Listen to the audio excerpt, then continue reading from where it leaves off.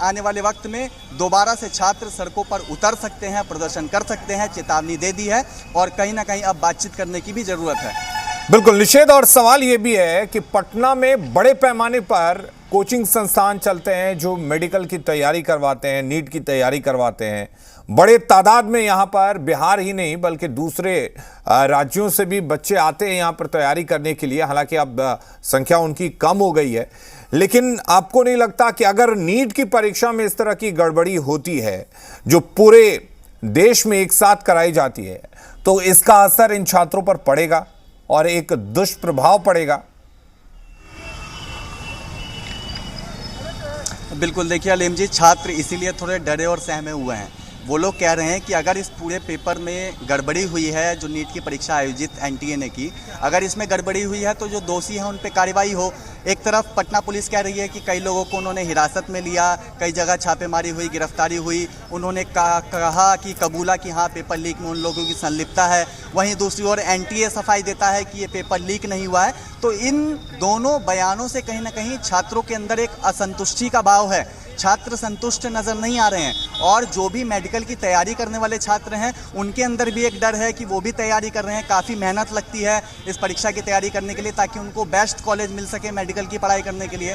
लेकिन बावजूद इसके अगर इस तरीके की घटना होती है तो उनके अंदर भी एक डर होता है जो नीट की तैयारी कर रहे हैं और जिन्होंने परीक्षा दी है, सबसे ज़्यादा डर उनके अंदर है।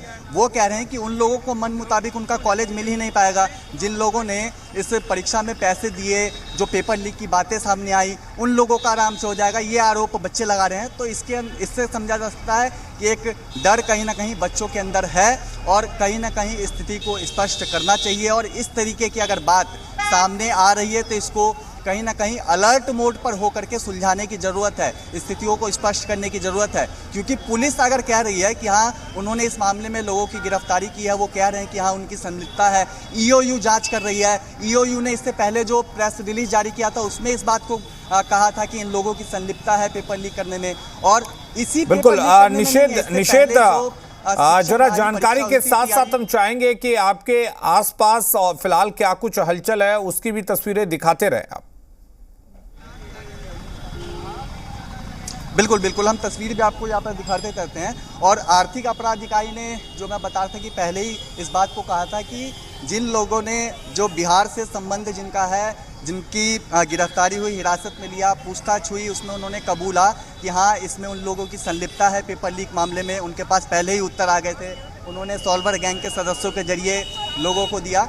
तो ये तमाम बातें तो थी। अब लेकिन फिलहाल देखिए स्थिति यहाँ पर अभी भी कुछ बच्चे हैं और उनको यहाँ से प्रशासन हटाने की कोशिश कर रही है, क्योंकि प्रदर्शन के दौरान कई बच्चे यहाँ पर बेहोश भी हो गए थे। गर्मी भी काफ़ी ज़्यादा है।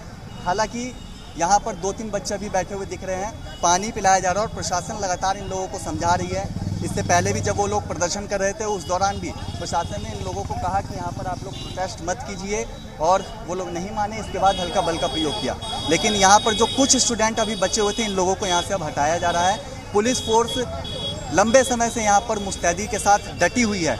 और अब परीक्षा की बात की जाए तो परीक्षा को लेकर के बच्चे इसलिए संतुष्ट नहीं है क्योंकि एक तरफ पटना पुलिस आर्थिक अपराध इकाई इस बात को कह रही है कि पेपर लीक हुआ है, सबूत हैं, दूसरी तरफ एनटीए सफाई दे रही है कि पेपर लीक नहीं हुआ है।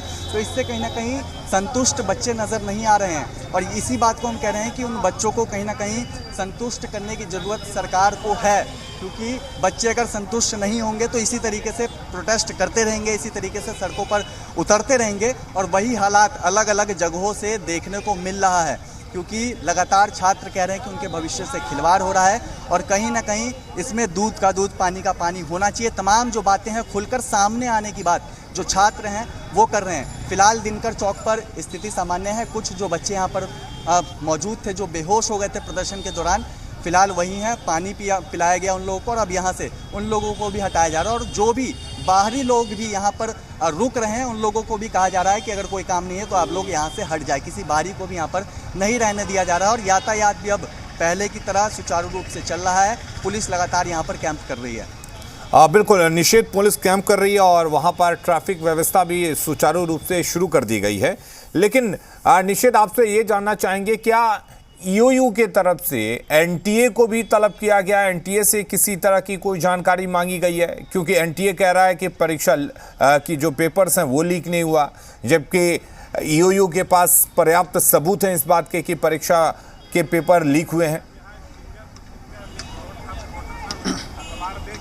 अब बिल्कुल देखिए, जो सबूत है उस आधार पे लगातार एनटीए से संपर्क करने की भी कोशिश की जा रही है, उनसे भी बातचीत करने की कोशिश लगातार पटना से किया जा रहा है। और कई जो बच्चे हैं उनकी डिटेल भी एनटीए को भेजा गया था पटना से और उनके बारे में सूचना मांगी गई थी, लेकिन जो जानकारी हमें मिली है अब तक वो सूचना यहाँ पटना में नहीं मिला है, ना तो पटना पुलिस या फिर ईओयू को वो सूचना आती है, उसके आधार पर आगे की कार्रवाई होगी, क्या कुछ जांच होता भी। तमाम जो पुलिस के अधिकारी हैं वो जांच में लगे हुए हैं।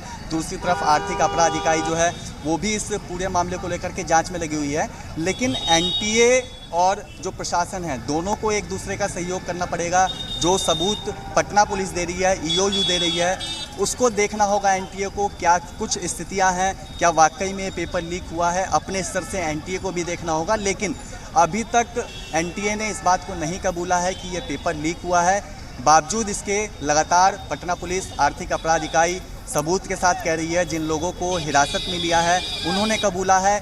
ये दावे प्रशासन के द्वारा किए जा रहे हैं, लेकिन अब तक एनटीए के द्वारा यही कहा गया है कि ये पेपर लीक नहीं हुआ है और ज़रूरत है जो डॉक्यूमेंट एनटीए को भेजा जा रहा है उसको देखे, जांच करे, क्या वाकई में जिन लोगों की सूची पटना से भेजी गई है एनटीए को वो इस पेपर लीक मामले में शामिल हैं, उनकी संलिप्तता है। ये तमाम चीज़ें अभी जांच का विषय है और निश्चित तौर पे सहयोग करने की ज़रूरत है एक दूसरे को, क्योंकि जब तक सहयोग नहीं होता है तब तक पूरी तरीके से स्थितियाँ क्लियर नहीं होंगी। आखिर कौन इसमें गुनहगार है, पेपर लीक हुआ है, क्या हुआ है, ये तमाम बातें आने वाले वक्त में जब जाँच पूरी होगी और दोनों एक दूसरे को सहयोग करेंगे उसके बाद स्थितियाँ स्पष्ट होती हुई नजर आएंगी। निश्चित क्या ईओयू को एनटीए की तरफ से जो जानकारी मांगी जा रही है वो मुहैया कराई जा रही है? क्या सहयोग मिल पा रहा है वो?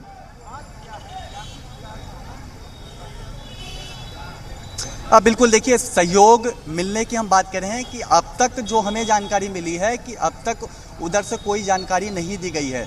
जिन अभ्यर्थियों के बारे में, जिन लोगों को हिरासत में लिया था पुलिस ने या फिर आर्थिक अपराध इकाई ने जांच में जिन लोगों से पूछताछ की और जिन लोगों ने कबूला था इस परीक्षा में पेपर लीक कराने की बात को, संलिप्तता को अपनी कबूला था, तो उन कहीं ना कहीं कुछ अभ्यर्थियों की सूची यहाँ से भेजी गई है उनके डिटेल लेने के लिए कि आखिर वो लोग कहाँ से है, क्या उन लोगों का जो बैक इतिहास है वो सब जानकारी मिल जाए। तो ये तमाम चीज़ें प्रशासन और ईओयू के द्वारा किया जा रहा है, एनटीए से जानकारी लेने की कोशिश की जा रही है। लेकिन जो जानकारी मिली हमें, अभी तक कोई भी इस तरीके की जानकारी एनटीए के द्वारा आर्थिक अपराध इकाई या फिर पटना पुलिस को नहीं दी गई है। और हम कह रहे हैं कि दोनों ही को सहयोग करने की ज़रूरत है। एनटीए को भी जो प्रशासन सबूत दे रही है उसको जांचने की ज़रूरत है, देखने की ज़रूरत है। जो जानकारी पटना पुलिस आर्थिक अपराध इकाई ईओयू से माफ़ कीजिएगा एनटीए से लेना चाह रही है, उन बातों को कहीं ना कहीं एनटीए को खुलकर स्पष्ट होकर बताना पड़ेगा, सहयोग करना पड़ेगा। उसके बाद ही ये स्थितियां स्पष्ट होंगी कि आखिर कौन। चलिए, बिल्कुल निषेध, आप लगातार इस खबर पर नजर रखे रहिए। हालांकि फिलहाल वहां पर जो हलचल है वो खत्म हो चुकी है। बहुत शुक्रिया आपका तमाम जानकारी देने के लिए और खबरें लगातार जारी हैं, आप हमारे साथ बने रहिए।